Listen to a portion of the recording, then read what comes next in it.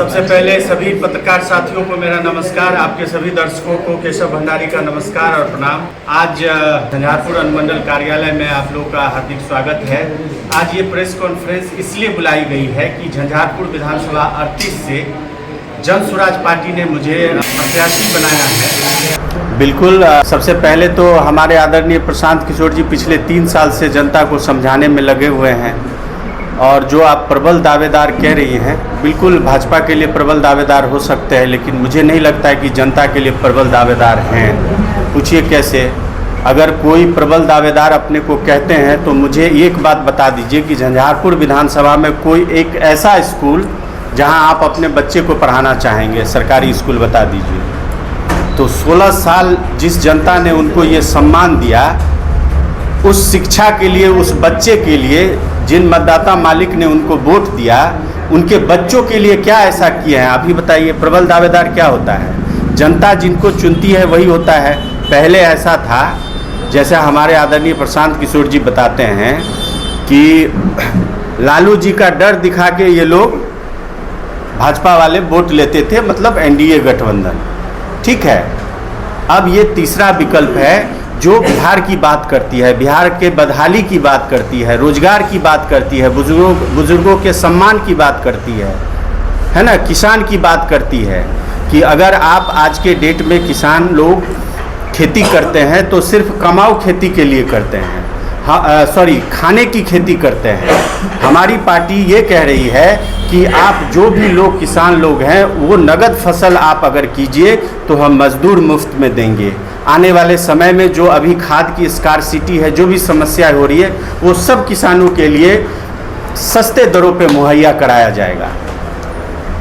अगर आप तो चुनाव लड़ने जा रहे हैं, क्या आपका मुद्दा रहेगा? झंझारपुर में समस्या क्या है? देखिए, हमारी पार्टी की जो मैनिफेस्टो है वो 20 अक्टूबर को जारी होगी। तो हमारी पार्टी ने, जैसे आदरणीय प्रशांत किशोर जी ने कहा है कि हर एक विधानसभा के लिए अलग अलग मैनिफेस्टो होगा, घोषणा पत्र जो भी होंगे हर एक विधानसभा के लिए अलग अलग होंगे, तो उसमें ही ये सारी चीज़ें आएंगे। लेकिन मूलभूत यही बात है कि जो 5 बातें और एक छठी बातें जो अभी कोर कमेटी में बैठक में हुई कि जो भी 100 भ्रष्टाचारी अधिकारी और नेता यहाँ पर हैं जो जनता का पैसा लूट के बैठे हैं, उस पर जन स्वराज की सरकार बनने के बाद उचित कार्रवाई होगी। ये छठा हम लोग का मुद्दा ऐड हुआ है। उससे पहले 3 साल से जो ये जन स्वराज की मुहिम चल रही है, उसमें जो मेन 5 मुद्दे हैं, आप उसको अगर गहन अध्ययन कीजिएगा तो आपको सारी चीज़ें उसी में मिल जाएगी। एक परिवार कैसे समृद्ध होगा, एक परिवार कैसे खुशहाल होगा, युवा को रोजगार, है ना, बुजुर्गों का सम्मान पेंशन से हो सकता है, किसी के भी बच्चे को 0 से लेकर 15 साल के बच्चे को क्या चाहिए? शिक्षा चाहिए। तो हमारी पार्टी ने पिछले 3 साल से ये बातें कही है कि फिलहाल हर एक साल एक प्रखंड में कम से कम एक 20 स्तरीय स्कूल बनाया जाएगा। ठीक है, अगले 5 साल में 5, और अगर जनता ने आशीर्वाद दिया तो जो हम लोगों का विजन है उसमें ये है कि कम से कम एक प्रखंड में नेतरहाट टाइप का स्कूल अगर 10 बन जाए, साल में 1 बनाया जाए, क्योंकि बिहार के बजट के अकॉर्डिंग हम लोग अपना मैनिफेस्टो या कोई भी चीज़ें जनता के बीच बता रहे हैं। ये नहीं कि कुछ भी बता रहे हैं कि 5000 महिलाएं हैं तो उनको हम 2500 रुपये देंगे, पता चला 3 लाख करोड़ का हमारा बजट है बिहार का और 1.5 लाख करोड़ हम पेंशन बांटेंगे, तो कैसे विकास होगा? ऐसी बातें हम लोग नहीं करते हैं। जन स्वराज पार्टी ऐसी बातें नहीं करती है।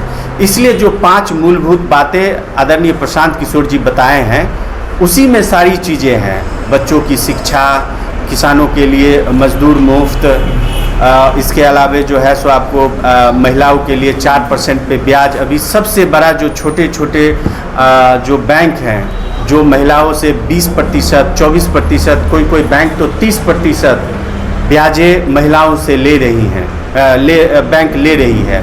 तो हम 4% ब्याज 5 लाख तक महिलाओं को देंगे, जो सक्षम महिलाएं अपना रोजगार, स्वरोजगार करना चाहती हैं। यही हमारा मुख्य उद्देश्य है। नीतीश कुमार बड़े चेहरा है, बड़े नेता जैसे कि नरेंद्र मोदी, तेजस्वी यादव, नीतीश कुमार, प्रशांत किशोर का भी आना झंझारपुर लोकसभा क्षेत्र में हुआ। केशव भंडारी किस तरीके से विपक्ष को हरा पाएंगे? देखिए जन स्वराज पार्टी, देखिए मैं बताया अभी कि लालू जी के डर से एनडीए वोट लेती थी और हिंदू मुस्लिम ये सब का डर और बातें करके ये लेते थे, महागठबंधन वाले वोट लेते थे। पर बिहार की जो बदहाली है उस पर कोई भी पार्टी आज तक बात नहीं की। क्यों? क्योंकि आप किसी भी मानक पे जाओगे तो सूचकांक जो है नीति आयोग का आज के डेट में, उसमें बिहार सबसे नीचे है। क्यों है? तो मैं यही कहता हूँ कि आप शिक्षा में सबसे पीछे हैं, रोजगार में सबसे पीछे हैं, मूलभूत तो यही दोनों चीज़ें हो गई। आप स्वास्थ्य व्यवस्था में सबसे नीचे हैं, जो किसानों के हालात हैं वो सबसे ज़्यादा दयनीय स्थिति यहाँ है। यहाँ जितने भी दलित, महादलित और जिसे हम लोग समुदाय कहते हैं वो मुसलमान हमारे साथी लोग हैं, सारे लोग सबसे पिछड़े अभी बहुत नीचे हैं। जो एक वक्त की रोटी खाते हैं तो दूसरे वक्त की रोटी के लिए तरस रहे हैं। मैं इसी विधानसभा की बात बताता हूँ, 50 लाख से ज़्यादा वोटर यहाँ पर महादलित और दलित से हैं। 50,000 से ज़्यादा वोटर जो हैं दलित और महादलित हैं। उस 50,000 वोटर में ये जो भी 16 साल से हमारे स्थानीय विधायक हैं, अभी हमारे पत्रकार महोदय ने कहा कि बड़ा नाम है। मैं इनको बताता हूँ बड़ा नाम कैसे हैं। बड़ा नाम मैं बताता हूँ, बड़ा नाम है इसलिए तो उस 50,000 लोगों के बीच आज तक नहीं गए। और 2007 में जो नीतीश कुमार जी दलित महादलित विकास मिशन बनाए थे उसके तहत 3 डिसमिल जमीन नहीं दिला पाए, इसलिए वो हैं। सही बात है। इसके अलावा मैं बता देता हूँ, आप पत्रकार साथियों से मैं पूछता हूं कि एक उनके विधानसभा में ऐसा स्कूल बताइए जहां आप अपने बच्चे को पढ़ाने के लिए भेजना चाहेंगे। केंद्रीय विद्यालय लाया गया है झंझारपुर? लाया गया है ना सर, 16 साल कहाँ थे, अभी लाया गया है। ये पिछले 10 वर्षों से मैं सुनता आया हूँ। जब यहाँ के सांसद साहब थे उस समय भी ये हुआ था कि सांसद साहब, पूर्व सांसद जो भाजपा के थे, उन्होंने भी ये कोशिश की थी कि यहाँ पर केंद्रीय विद्यालय आ रहा है उसके लिए ज़मीन देखी जा रही है। वो कागजों में होता है चुनाव के समय में। अभी स्थानीय विधायक जी का आपको लमसम 100 लिस्ट जारी होगा।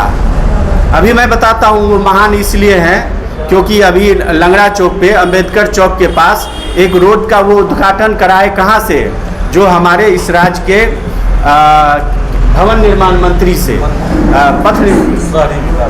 शहरी विकास मंत्री से, नितिन नवीन जी से। पर उसका एडिट कर दीजिएगा, सॉरी, पथ निर्माण, मैं वही सही बोल रहा था। पथ निर्माण विभाग के मंत्री जी आए थे उद्घाटन करने के लिए। उन्होंने उस रास्ते का उद्घाटन कर दिया, पर अभी तक उनसे आप ही साथी, एक पत्रकार साथी पूछे कि सर ये टेंडर किस नाम से हुआ है, तो बोले अभी प्रोसेस में है। आप इसको अगर मानते हैं महान और विकास कार्य, तो मैं इसलिए नहीं आया हूँ। मैं यहाँ की जनता, हर एक परिवार को मजबूत करने के लिए आया हूँ।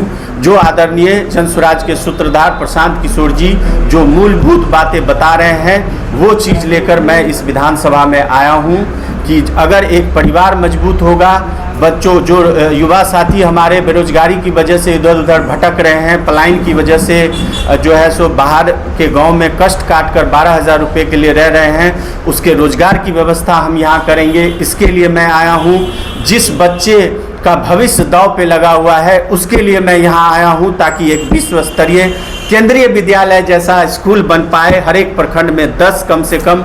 इसके लिए मैं जन स्वराज में आया हूँ। अपना सब चीज़ 3 साल से छोड़ के मैं भी लगा हूँ कि यहाँ के जनता की जो बदहाली है उससे निकाल पाऊँ, उसके लिए मैं आया हूँ। अपना परिचय दीजिए। मेरा नाम केशव चंद भंडारी है। मैं पेशे से पटना हाई कोर्ट में अधिवक्ता हूँ और पिछले 3 साल से जन स्वराज के मुहिम में लगा हूँ। फिलहाल मैं राजकोट समिति का सदस्य हूँ, प्रथम जिला अध्यक्ष जन स्वराज पार्टी और जन स्वराज अभियान का भी। मैं व्यक्तिगत तौर पे राजनीति में राजद में था। 2016 में मैं प्रदेश में सचिव था, अति पिछड़ा प्रकोष्ठ का 16 से 19 तक।